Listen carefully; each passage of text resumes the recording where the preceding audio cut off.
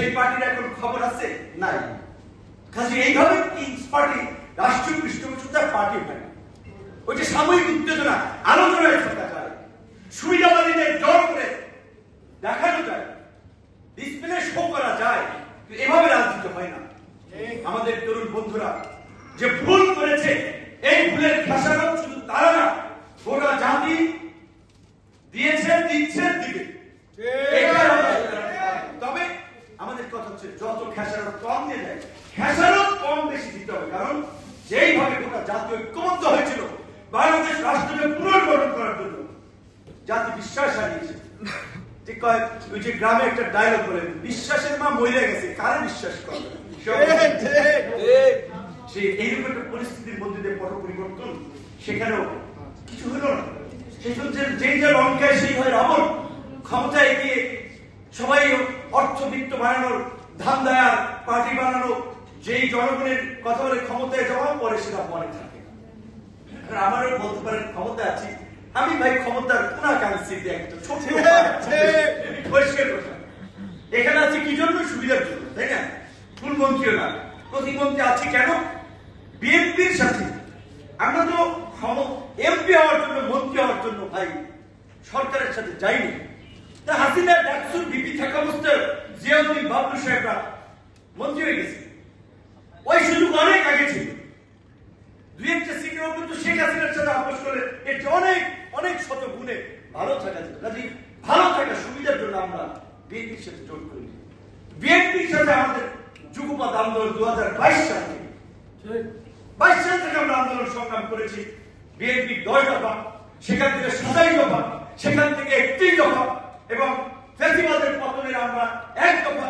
এখানে আমাদের ডিকসন ব্যাচের অভ্যয় সংগ্রাম, আরো যারা আছেন তারা জানেন। তো কাজে বিএনপির সাথে আমরা হালুয়া রুটি ভাগাভাগির জন্য সরকার আসেন। আমাদের একটা সংস্কার প্রস্তাব ছিল, 31 দফা, রাষ্ট্রকে গণতান্ত্রিক করা, দেশের অর্থনৈতিক ব্যবস্থার পুনর্গঠন, নাগরিক অধিকার প্রতিষ্ঠা করা, একটা শক্তিশালী নির্বাচন ব্যবস্থা, গণতান্ত্রিক ব্যবস্থা, যার জন্য বিএনপিকে নিয়ে আন্দোলন করলাম। এখন বিএনপির ক্ষমতায় যাওয়ার সম্ভাবনা তৈরি হয়েছে। তখন যদি বিএনপির আমি সঙ্গ ত্যাগ করি, তাহলে আমার যে আন্দোলন সংগ্রাম, যে 31 দফার ভিত্তিতে বিএনপির সাথে আন্দোলন করলাম, সেইটা নিয়ে আর আমি জবাবদিহি করতে পারবো, বাস্তবায়নে কিছু করতে পারবো না। আমি পলিসিগত জায়গা থেকে সেই ইনপুট দেওয়ার জন্য, এই কোনাকাঙ্ক্ষিতে থেকে যেটুকু করা যায় সেটুকু করার জন্যই আমি বিএনপির সাথে এসেছি। যদি দেখতাম তোমরা বিরাট কিছু করতেছ, ভালো কিছু করছো, মানুষ গ্রহণ করছে, তাহলে না তোমাদের সাথে এত যেটা বলে জলে কেন, এত সোশ্যাল মিডিয়াতে প্রোপাগান্ডা দেখবেন, বিভিন্ন পেজ, আইডি, স্টলমেন্ট, রাষ্ট্র ক্ষমতা তো তাদের হাতে ছিল। এগুলো ম্যাক্সিমাম সরি দিচ্ছে জামাত এবং এনসিপি। মানুষকে আজকে আপনারা ধরেন তাদের কেউ তাদের একটু লাইনের বিপরীতে বলছে, এত নোংরা প্রোপাগান্ডা ন্যারেটিভ ছড়াবে। তো এই জন্য বলছি, আমি ব্যক্তিগতভাবে আমার যাই আছে ব্যক্তি হিসেবে আমি নিজে পরামর্শ করি, সিদ্ধান্ত নেই, আমার সহকর্মীদের সাথে বুঝি, আলাপ আলোচনা করি, এই নির্বাচনে যাওয়া, আওয়ামী লীগের আমলে বিভিন্ন চাপ প্রয়োগ করা, আলাপ আলোচনা করে আমরা সিদ্ধান্ত নিয়েছি। কাজে আমি আমার নেতা কর্মীরা কি ভাবছে, বিশেষ করে কর্মী লেভেলে তো আর সব আলোচনা শেয়ার করা যায় না। আমার যারা সহযোদ্ধা, যাদেরকে নিয়ে আমরা সিদ্ধান্ত নেই, তারা সিদ্ধান্তে কনভিন্স কিনা, তারা কিভাবে দেখছে, সেটা আমার কাছে মুখ্য বিষয়। ওই সোশ্যাল মিডিয়ায়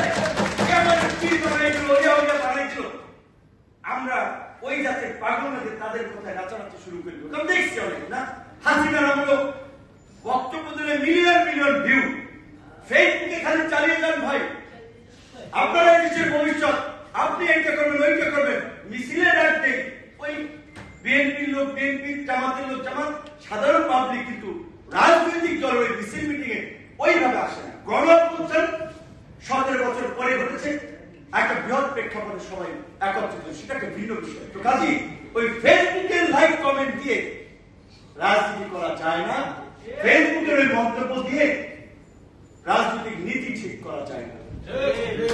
কারণ তাহলে জামাত 250 আসন পাইয়ে সরকার গঠন করতো যদি ফেসবুকের বাস্তবতা সমস্ত জায়গায় কমেন্টে ফুল ক্রিয়েটে 80%, 75% জামাতের লোকেরা জয় জয় করে। করি যে আমরা নাগরিক হিসেবে আমাদের একটু সচেতনতা বোধ প্রয়োজন। এই সমস্ত এই যে সোশ্যাল মিডিয়ার যে এখন একটা অপপ্রচার প্রোপাগান্ডা হচ্ছে, এইটাকে কাউন্টার করার জন্য, এই ব্যাটেলে উইন করার জন্য যারা প্রোপাগান্ডা ছড়ায় তাদের বিরুদ্ধে আমাদের সদা জাগ্রত থাকা দরকার। দলমত নির্বিশেষে যারাই একটা মিথ্যাকে প্রতিষ্ঠিত করতে চায়, একটা অপপ্রচারকে স্বাভাবিকভাবে দেখাতে চায়, এর বিরুদ্ধে আমাদেরও কাউন্টার ইতিবাচক ভাবে সেটাকে মোকাবেলা করা দরকার, নেতিবাচক ভাবে নয়। যাই হোক,